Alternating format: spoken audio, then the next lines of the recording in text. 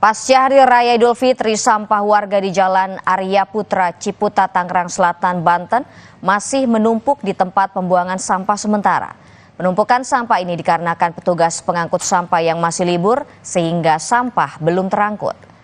Pasca perayaan Hari Raya Idul Fitri kemarin, tumpukan sampah di tempat pembuangan sampah sementara mulai terlihat. Hal ini lantaran banyaknya warga yang terus membuang sampah di lokasi tersebut dan belum terangkut sama sekali oleh petugas kebersihan. Warga mengatakan tumpukan sampah mulai terjadi usai Lebaran kemarin. Hal ini lantaran sejumlah petugas kebersihan diketahui mengambil libur hari raya sehingga aktivitas pengangkutan sampah belum berjalan normal.